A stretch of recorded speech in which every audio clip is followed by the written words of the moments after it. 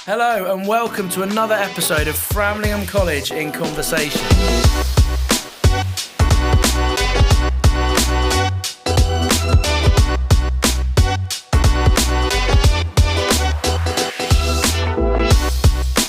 This podcast is about LGBTQIA+ and is part of the EDI series entitled Is It OK To? With me today are Margot and Louis, alongside Mr. Rogers and Isiah from Outreach Youth, an LGBTQIA+ charity in Ipswich. Thanks to Isiah for giving up his time to come and be our expert on this important topic. Some of the questions we received are obvious, some less so, and some have been very controversial. We want to try and air them all so that everyone can better understand all things LGBTQIA+. So let's dive into some questions. Margot, over to you. What does IA stand for in the LGBTQIA? So normally we go by LGBT*Q+, which encompasses the trans umbrella, which is what that IA is. So it's intersex and asexual. And is it okay to ask someone for their preferred pronouns? Absolutely. Normally we say introduce yourself with your pronouns, and then that's an expectation that the person you're asking does the same instead of asking. But if they don't, then just ask, because people love talking about pronouns, stuff like that. Is it okay to ask someone if they are gay? I would gauge the situation on how you think that they're going to react, or whether they're going to be upset about the question or insecure about answering the question. I think it's really difficult yes or no question answer, really. And along the lines of sort of asking people about their pronouns, would you sort of associate that with their sort of sexuality as well? So would you ask someone sort of what sexuality they are? I would say no, because you wouldn't ask a straight person if they're straight. But I wouldn't be uncomfortable with the question. I just think, why do we have to ask LGBTQ people if we're not asking straight people? That would be my answer. Would you say that it's okay to assume someone is straight?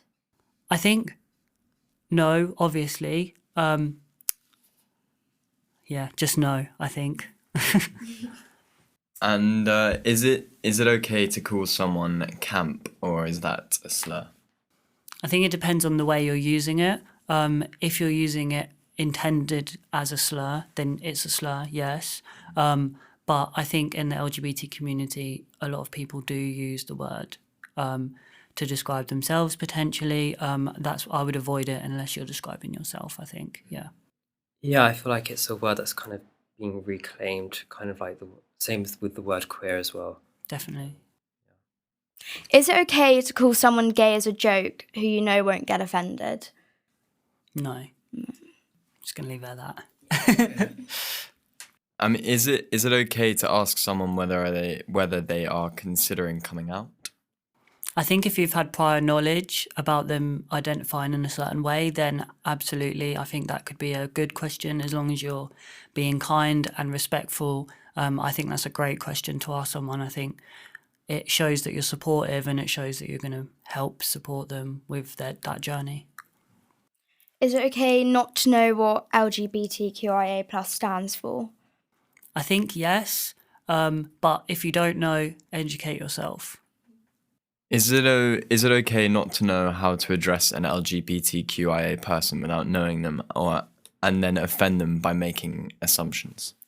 When you say address, what do you mean? I assume addressing them as sort of a he or a she, or not sort of adhering to sort of not their pronouns. I imagine. I would say no. I think respect their pronouns. And use them as you would expect someone to use your pronouns. I think within like a school setting, if we're speaking about, would you say it's okay to address a tutor group morning ladies or morning gents? I would say that's fine. I don't see a problem with that. I don't see why people should change their language because of other people. Yeah, that's an interesting one, I think. It's interesting, yeah. That's come up, I think, sometimes in school where if you're addressing a group of people as, morning boys, for example, or morning gents, you're assuming that everybody in that room is male. And obviously, in today's world, maybe that's not the right thing to do. Yeah, and I think it's important that a school would make you feel comfortable so that if you felt uncomfortable with being spoken to as that you can go and speak to the person privately. And I think that's what needs to be created within a system, that they feel like they can go and say if that makes them feel uncomfortable. I think if people use non-gendered ways of introducing themselves, I think that's probably safe for everyone. Because there might be someone sat in that room who isn't out, as you say, feeling comfortable in a space, creating a safe space, and we want schools to be a safe space for LGBT young people. So maybe avoid them, but maybe gauge it on what you think, I think. Yeah, it's probably easier to say morning all, morning everyone, rather than treading carefully. Yeah, because I think just the danger is sort of making the assumptions, and that's sort of something you want to avoid, to be sort of, because you need to be inclusive. But that's like also talking about stuff like, do you say morning lads? Because there's a lot of misogyny attached to the word lad and being a lad. So again, it's just about gauging how you address a room and being emotionally intelligent, I suppose, to sort of understand how your words might fall on someone. Is it okay to ask a gay person what the gay scene is like in the place that they live, in the same way you might ask a straight person who is into jazz what the jazz clubs are like? Yeah, if they feel comfortable asking the question, then yes. Is it okay that we label anyone by gender? If so, why is this necessary, and why do we need labels at all? When you say address someone, do you mean like identify someone? Because we had a similar question in the racism podcast. How do you, if you're pointing someone out in a crowd, for example, how might you, what words might you use? Do you refer to their ethnicity? And Gemma Roy obviously said, absolutely not. You find another way to identify someone. So in the same way, you probably wouldn't say the camp person over there, right? So again, it's just about being cautious with your words, I think. That makes sense? I think identifying someone based on their gender, I think, there's a man over there, there's a woman over there. You could be wrong, you could be right. I think there's a person over there is just fine, because at the end of the day, everyone is a person, regardless whether they're trans, gay, lesbian, or whatever they identify as. Yeah. So, we shouldn't, kind of just assume, in a way. I think definitely, don't assume. And if you're not sure, just ask, because what's the worst thing that's going to happen? They're going to go, no, I'm not that, I'm this. Why is it okay for gay people to use slurs for a laugh and not straight people, as it's then seen as a microaggression?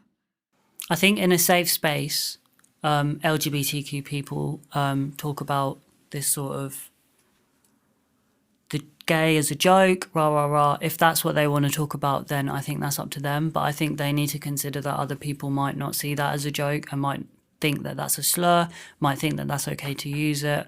I think identifying someone in that way, that's what they are. So at the end of the day, I don't think it should be funny. I don't think it should be a joke. I don't think it should be something, that's a bit gay. I don't think we should use any things like that. And I think protecting other people and using those words around people, someone might not be out. So, for example, making those jokes in front of that person might make them feel uncomfortable. So I just think, just don't use those words. Don't use those jokes. Don't use them as a joke or a slur. Yeah, for example, is it okay to call people zesty? No. I don't. I think, correct me if I'm wrong, but zesty just means a bit camp, gay. Yeah, I think. Yeah, no. I think it's just another word that people just shouldn't use. It just doesn't make any sense to me. I've never heard of that. Yeah, No, I heard I it. don't know where it's come It from. became quite big. I mean, it was, yeah, I think last year. I think I remember. I mean, I remember people being sort of throwing it around. Yeah. I work for another youth club in Whitton in Ipswich, and there's a group of boys that have started using it, but that I'm not out at that youth club, and it's really interesting when you say, "Oh, are you sure?" and they're like, and then they think about it, and it's about that challenge. They don't know that I identify as LGBT, but and I think that would change their view or their perspective on it if they knew that. And they use it a lot, and I've started to say, "Why do you say that word? Is it because you're considering your sexuality?" And they're really like, "Oh no, it's just a joke, it's just a joke." But really, it's like, think about the way you use those words, because they do have an effect on people, I think. Yeah, and do you think sort of challenging that sort of language is the best way sort of forward? Definitely. Challenge wherever you can, whether you're cisgendered, whether you're straight, whether you're LGBTQ. If you feel comfortable enough to challenge, then definitely challenge, because as I said before, there might be someone in the room who is LGBT, can't come out for whatever reason, and that challenge might know, oh, they're a supportive ally, maybe I could talk to them about it. Would it be okay to ask someone what it is like to be gay because you want to understand it better, or should you just ignore it? Absolutely. If you have questions and you feel like someone might be able to answer those questions for you, then absolutely ask them. Obviously, it's their decision whether they want to respond to those questions or not. Yeah, I mean, to ask them when did they know that they are gay? I mean, that sort of, is that okay? I would again gauge it on the person. I don't have an issue with that question. Yeah, it's an interesting one. When I ran my first boarding house, a boy came out to me, and I felt quite privileged by that they trusted me to do that. And I've never forgotten the fact that I out of interest said, "How do you know?"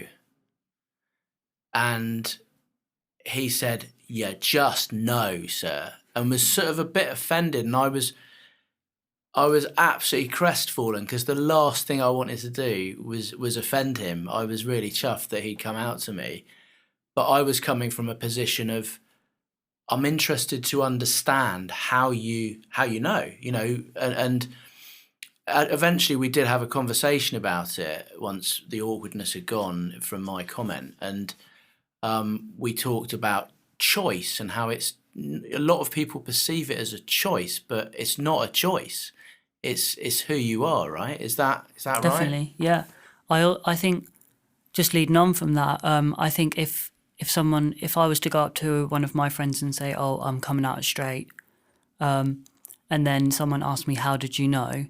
How would that make you feel as a cisgendered person or as a straight person? How would that make you feel? And I always think about that, just in terms of, how do you know? It like you say, it isn't a choice. It isn't something you can change. It isn't. We're not just going out waving our flag, shouting about stuff for no reason. It's because we feel that way genuinely, if that makes sense. Yeah, and I think that's really interesting, talking about forming groups and flags and shouting about it. I think there's just still so much ignorance about it. There's so much, I said this in another one of the EDI podcasts, is that if you live within a community where you're not exposed to diversity or equity issues, inclusivity, and all the rest of it, you can really live in an echo chamber. And I often refer to the fact that we're here we are in rural Suffolk, and in a very particular demographic of our school, and that's one of the reasons why I want to do these podcasts, is because we need to air a lot of these conversations, because the more people talk about it, the more people educate themselves about it, there'll be less fear about it and therefore less prejudice. And I think it's fascinating that we're in the 21st century and there's still such a massive level of ignorance, and people just don't seem to to get it? And is it that born out of fear or just lack of exposure, right? So surely, you said earlier in the podcast, Isiah, asking people, talking to people, that's got to be the way forward, really. And I think the more conversation that can happen, the better. And then people might get over that. And I think the other thing I want to say is that, there's almost this kind of,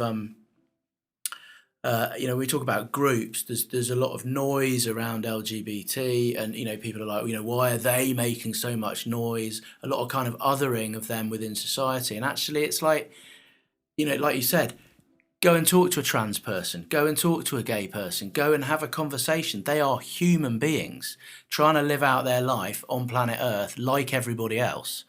And that's why we need to do these podcasts, because if you're still raging about somebody being whatever they are, what's your problem? That says more about you than it does about anything else, because fundamentally life's hard enough. It's just got to be about accepting everyone for who we are and crack on and have a good time. Definitely. Well said. Yeah. I mean, I don't have anything to add to that. I think you did really well with that. Yeah. I think also, looking forward, looking at the LGBTQIA group, it's like I think people try to fit in so much to the norm. I think they kind of need to look at that and sort of be in awe of it, because it's like, you're being your own person. And I think right now, especially in a school system, especially in the younger years and stuff, you try so much to fit in to how everyone else is. But I'd personally look at it as in, you're showing yourself, and I think that's such a good thing, but it's put down when it shouldn't be. Okay, my question for you is, what do you want to do as a school or need to do as a school to improve the way that LGBTQ people are treated in school? In terms of teachers, the staff board, because I imagine it's difficult for teachers as well who are LGBT, as well as the young people, the board, the governors, all of that stuff. What do you want to do that will help support this? I mean, I think to obviously for all teachers, I mean, generally for all teachers not to make sort of assumptions, but also just to talk about it and really sort of get this message across. So not sort of talk about it in Pride Month, be like, oh, everybody celebrate for trans rights or gay rights over the years, but actually just talk about it constantly and keep reminding kids of what's not okay and actually sort of don't sort of let it happen, and actually again confront quite sort of aggressive language. I think that really has to be stressed. Okay, I'm going to challenge that, because imagine if you were a lesbian teacher and you had a class of 30 kids, and every lesson you had to say, don't use those slurs, don't use that. That must be really exhausting. My question for you is, how do you support those people to challenge those things, and what do you do in the school generally, such as having a pride march during June, such as having gay flags on the building, such as having an LGBT group, things like that push that same narrative without the challenge, because being an LGBT teacher, I imagine, is really difficult if you're out. And I know a few teachers that aren't out at school because they don't feel comfortable being out in school. There's a really great film on BBC iPlayer, which I really can't remember what it's called, but someone called Catherine, who is sort of came and spoke for us for outreach, and they basically said about being a lesbian teacher in a high school in Liverpool or Manchester or somewhere like that. And yeah, it's really interesting. So I would advise you to watch that, if I can remember the name, which is not coming to me at the minute, but it's a really good depiction of what it is like in a school and how difficult it is for teachers, for example, and sometimes it reflects now. And I think, what do you want to do as a school reflecting on that? Yeah, I think certainly what I've tried to do in my time here is we broach the LGBT kind of culture very successfully. Early on, we had a wellbeing prefect who was bisexual, and she was absolutely brilliant in sort of leading the charge and raising awareness. And we started talking about setting up a group with an organisation called Just Like Us, and we did that really successfully. And sadly, when she left, no one really took up the mantle. And so that's been a frustration. So we've looked a bit more at allyship, how we can, how sort of straight allies can actually take up the mantle and raise awareness, and it shouldn't always be the emotional labour of the LGBT community to take up the mantle themselves. So we have looked at a lot more at allyship and things like that. But I think always, as with all these things, there's always more we can do, and it shouldn't really be reliant on one or two pupils or one or two teachers to drive it. It would be fantastic moving forward if we could see a much more collective, collegiate response to these issues, and to drive them forward, so that that kind of odd slur culture and that bystander culture is eradicated once and for all. And I think it comes back to all of the EDI space, the idea of developing an upstanding culture in the school where all negative behaviours are called out, so that fundamentally everyone can live sort of peacefully, harmoniously and joyfully through their school career. Because let's face it, being a teenager is hard enough, right? And being a teacher's hard enough as well. So there you go. Great, thank you. Yeah. Yeah, I mean, last year I tried to set up the club and it was successful for a while. I would say, yeah, kind of what Mr. Lloyd was saying is I really wanted it to be student-led, a student to run the club itself, and unfortunately has kind of died down this year. So yeah, it'd be really great to have straight allies. It doesn't have to be someone from the community itself to actually just, have that passion to, stand for advocacy and speak up. Yeah, absolutely. Do you feel like pupils would be confident enough to, if they wanted to, approach a teacher or to speak up about any of these issues? What, just in like at this school setting? Mm-hmm.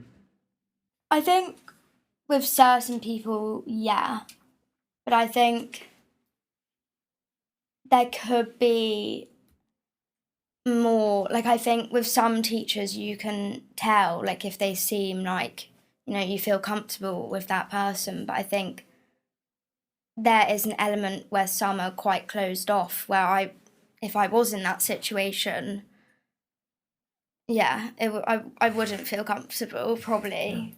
But say I looked at you two, for instance, that's like a totally different thing. But it's because you're educated on it, you speak about it, we have very general open conversations, and I think that needs to be a thing that's across the whole board, which I think right now it's not completely, if I'm honest. So you see what you're saying, Margot, is perhaps the staff need to be better educated in how to handle disclosures, or generally be more confident in talking about things. Yeah, because I don't it's not a thing to shy away from, obviously. Yeah. And I think some situations, some probably would think it is. Yeah. Which isn't really the healthy way to look at it. Yeah, it's interesting because Isiah came in and did a brilliant session with staff actually last time you were here, and that was really impactful actually. And I think a lot of staff took a great deal from that, and I think it's probably about that happening much more frequently. So it's part of the daily conversation, and people are thinking about these issues perhaps more openly, and developing a better understanding, so they do know how to say things. Or because I don't even think that it's that they'd judge you, but I think it's just that, like, yeah, because they're probably not educated on it. I don't think it's like as if I'd feel like judged if I did go to them, but it's just like actually opening up to that, because I'd be like, they probably don't know what to say. Yeah, If that makes sense. I think it also depends a lot on the person, because they're your teacher in sort of a professional capacity, but also it's just do you like them? I mean, do you feel sort of comfortable around them? And I think that. So I think that's what I mean. I think it depends more on the actual teacher and who you're sort of talking to. We deliver training to Suffolk County Council around that sort of trans inclusivity and the LGBT inclusivity as well. It's mainly focused around trans stuff, but we deliver that training because people come to us, social workers mainly, and say to us that they don't know how to deal with those things. And I think it's really important that if you are a teacher or if you are someone and you don't know, then to ask or to find out, because if you need help with something else, then potentially you would ask for that. But don't be afraid to speak up and say, I don't understand any of this LGBT stuff. I need someone to tell me. I need someone to educate me. I think that's really important to say. And maybe I've seen in other schools, for example, teachers with their names on the door, with their pronouns and sexualities underneath if they're comfortable. I mean, that's a good way to encourage people to come to your door and talk to you. For example, wearing LGBT lanyards. So there's lots of things that can be done as a teacher to make young people feel more included in the school. But obviously that stuff takes time, especially if you're in an environment where the culture might not be where you want it to be. And I think it takes a while for the culture to be pushed into the right direction, because I think a lot of people are stuck in their ways and struggle to learn about new things. So I think it's important to think about making sure that we educate the staff, making sure that we are not just the staff, but everyone in the school, really. And I think it's about education. Yeah, and including can I just include the parents in that as well? Because I think that's something we discuss quite a bit, is that obviously a school is an educational environment built to discuss topics of global importance, and I think we talk a lot about that a child comes to school and learns stuff, but what are the conversations at home, and how can they echo? So we increasingly, or all schools that really increasingly talk about, it sounds a bit patronizing, but parental education. The world is moving very quickly, and it can be difficult to keep up. And if you left school 20 or 30 years ago and live in a sort of small regional part of the UK, you might not necessarily be open, or as open as you could be, to all these things. Yeah, and I think it was quite interesting is how you because I mean, people are really quite stubborn, and how you sort of tackle that and sort of change their mind, because it's not necessarily sort of an easy thing to do, but it's really important that you do sort of make them aware. I mean, how do you go around that? I think the people that turn up to training are the people that want to learn. I think the people that don't come, or the people that aren't interested in learning about those stuff, those are the people that are going to be difficult. And I think the thing for me is, what I always say, imagine your child came to you and said to you that they were LGBT and you didn't like it. I think as a parent, if you were a nice person, then I think that would affect you in a way. I always use that because it's just a bit like, I don't understand why you would, because this could happen to anyone. You could be supporting any young person to be doing that. And I think if you're a teacher, if you're a parent, you shouldn't be in that job if you can't uphold those standards, basically. And it's the same with racism. It's the same with any other form of discrimination. I think if you're going to be in that setting, you need to be prepared for things like that. And I think you just need to think about that if you're a parent or a teacher or anyone. Does that answer your question? Yeah. That's a wrap. Thanks for listening to this episode of the EDI series that we've been producing. There's 4 episodes in total, and hopefully they've given you a really good idea of all things EDI in the 21st century. They're there to aid discussion, to think about things. You may not agree with all of the opinions, that's your prerogative, but they're there to stimulate conversation, discussion, and to help educate within our community.